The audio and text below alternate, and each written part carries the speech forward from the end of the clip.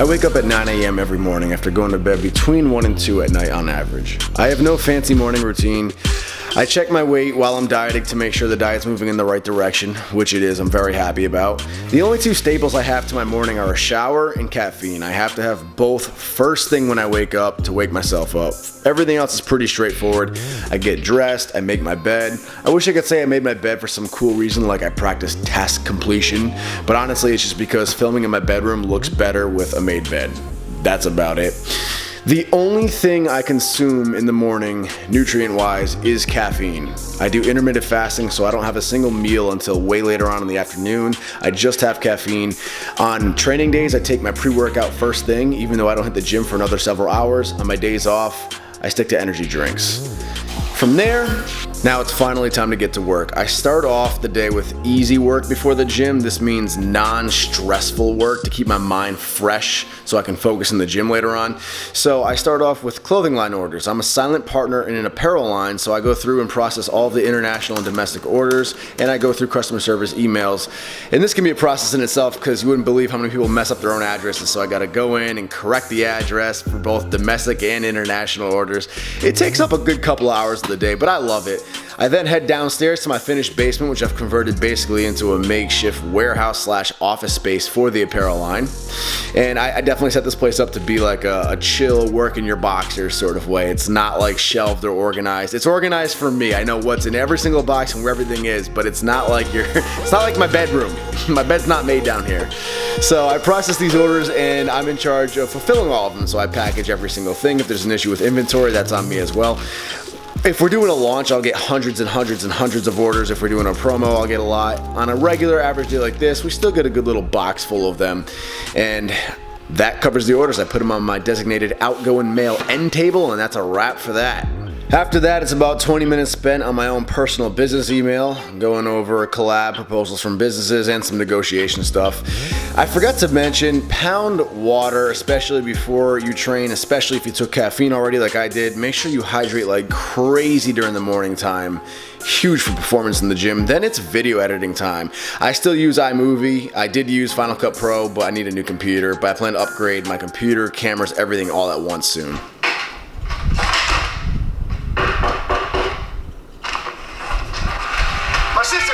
I go into what I call my Adderall zone when I start doing a video. I start twirling my hair, that's how you know I'm in deep concentration, and I'm lost, man. I could stay editing for 8 hours and forget to eat. I'm just pure euphoria. It's like a gamer on crack playing for 8 hours straight. That's how I am with editing. I love it. A lot goes into it, so I'm dancing between a couple of different folders for 2 different cameras. Every clip I use, I have to adjust the volume, the coloring, the speed if it's a high frame rate. I then got to select the perfect part of the clip that I actually want to use for the video. If I'm using music, I got to select the perfect section of music after I find the right music and line it up perfectly with each clip. Amazon. Less is more, so you want to chop out anything that's not super quick and exciting to keep attention spans. Then the next clip, same thing, repeat it. Adjust the volume, adjust the frame rate, or the speed I should say, adjust the coloration on it, and select only the best portion of that clip.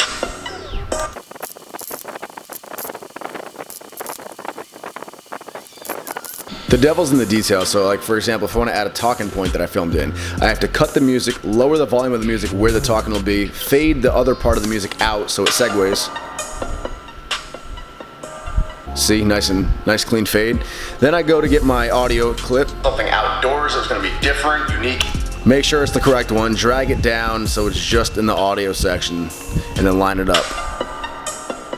So I was supposed to be doing an epic collab this weekend, 2 different clips. And then I add like a Ken Burns effect to certain clips where it gradually fades out, almost like a cameraman's manning the camera. And it's super discreet, you don't even notice it, but subliminally you do and you like it. It's clean to the brain. Doing an epic collab this weekend, 2 different collabs, back to back. The first, thank you if you give thumbs up, man. It helps. Thank you for that support. See you in the next video.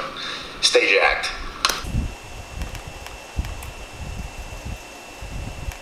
Anyway. Stay jacked. Cool. And that's a wrap. Now for the most frustrating part of the video is thinking of the title.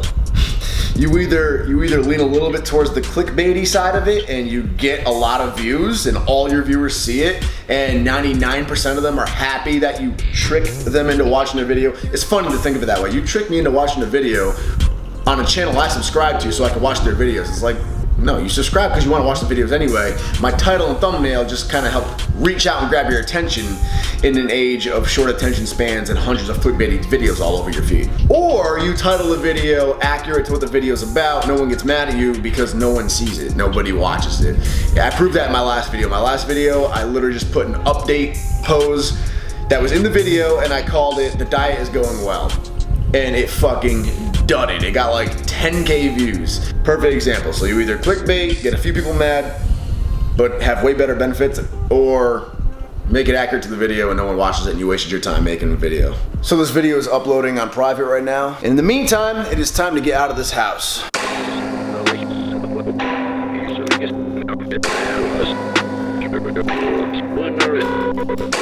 There are no typical murderers.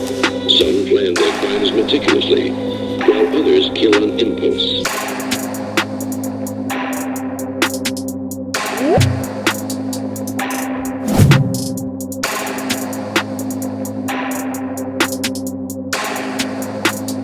Excensia Beats.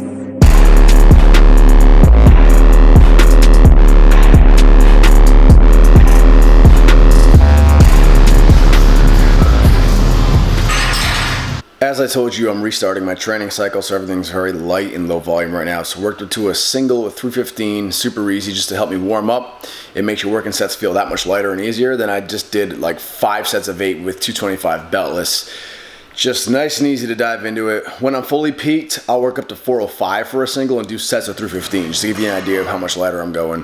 Feels great though. And then just some basic accessory stuff like this vertical squat machine, which I've grown to love. It's an interesting machine. It definitely hammers your quads, still keeps some of your posterior chain in there.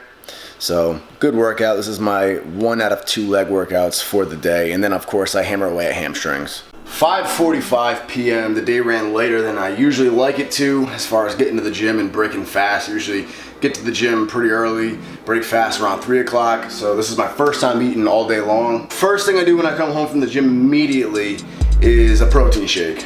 2 scoops to be exact, MTS whey protein, ice cream sandwich flavor. And then the second thing is cook myself the same feast every single time. 3 red beef patties with cheese melted on top. Usually guacamole goes on top too, but I'm actually out of guac and I have to go to the grocery store again. But I love this right here. Before I sit down and eat the food, I gotta finish editing this quick little Instagram clip to get it up ASAP. See, one thing that kind of breaks fourth wall here, but kind of is important to include in my daily routine is I film everything. So like that's a process in itself. You can see like I have lenses scattered all over the place because I'm constantly running back and forth, grabbing a different lens, switching a different lens in and out, switching cameras, set up a tripod high then low if I need it on the table, wherever. I have messes constantly made for like transition scenes, doors left open because I'm getting shit in a rush. It's not like that it's necessarily like hard laborious work or anything like that. I enjoy doing it, but this, filming the entire day, is a whole extra process. So it's like, I feel like I'm never getting 2 seconds to actually not be doing something with the filming aspect, but I don't mind. I like the creative stuff. My routine lately after the gym is to eat my post-workout meal watching reruns of Seinfeld. I forgot how funny this show was. I just think if you borrow my blender, you should return it. Oh, what's the difference?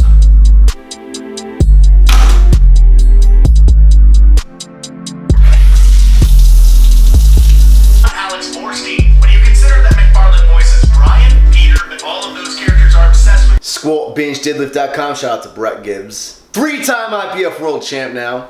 These are available on his website. The hour is now 7. It is time to set this thing as public. Alright guys, I've been MIA all week on YouTube, so I put together something really good to make it up to you.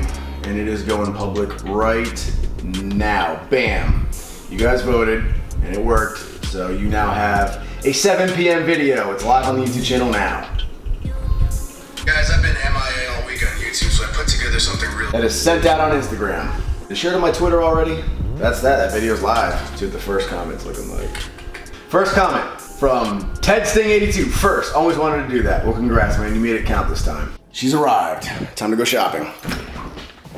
Hello, Elaine. Can't tell me which Seinfeld episode that's from. Oh my God, who was sitting here, a midget? Me. So yes? Yeah.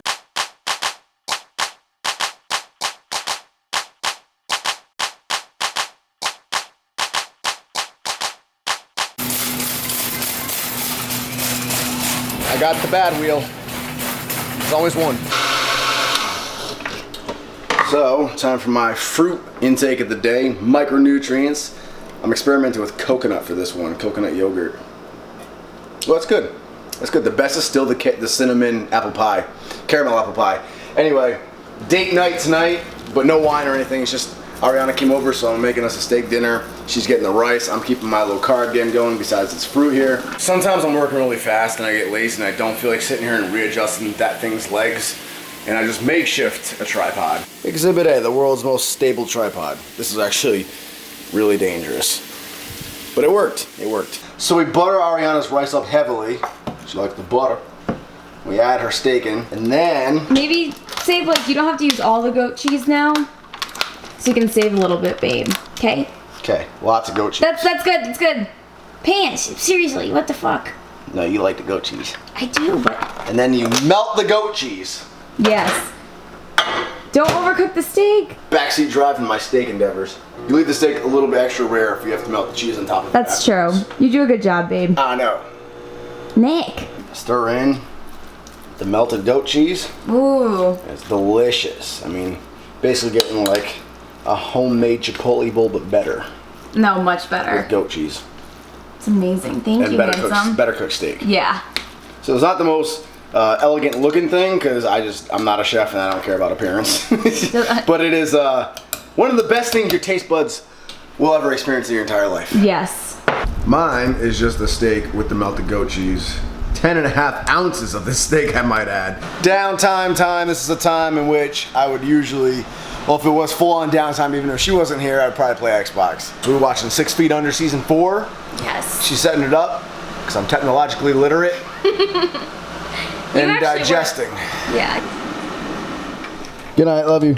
Love you, I'll miss you. So it's like 10:30 or 10:45, something like that, and watch some episodes and time to go back to editing. And people think that YouTube is just like quick fun and games, but you're editing all the time. It's full time with the filming and the editing if you want to make quality videos. And I'm not saying this is like I'm complaining like woe is me. I enjoy every second of it. I'm just letting people know because I get questions all the time. How do I start a YouTube channel? If you have to ask how to start, it may not be for you. It requires like this certain amount of creativity that it just comes naturally. You just want to make this stuff. And the biggest thing I see is kids want to start a YouTube channel just because they want like the quote unquote YouTube money, or they want the fame, the fan base, whatever it may be. And they do a few videos and they don't get views right away, and they realize, damn, I'm putting in a lot of time making and editing these videos and I'm getting no views out of it, and then they stop. You can't go into YouTube for the wrong reasons. You just have to YouTube because you enjoy creating the content you're creating. So back to work with this. The devil's in the details with this. So for example, if I want to add a talking point into my video, I have to slice the volume of the music. This is how I do my voiceovers. I use the shotgun mic on my camera. It's so much nicer than a mic. I had a nice mic and I never used it because this is just easier for me. And it's 12:48 a.m. I wanted to be in bed by now, but I'm on a roll, man. I told you, I get into that Adderall speed zone naturally when I start editing, and I can't stop. I haven't even finished my calories yet because I kind of forgot to eat. Oh, so it's 1:40 a.m. and I forced myself to get off the computer, and I'm now reading for a good 10 minutes just to kind of slow my mind down, quiet my mind down after staring at a screen all night. This is Triptych by Karen Slaughter.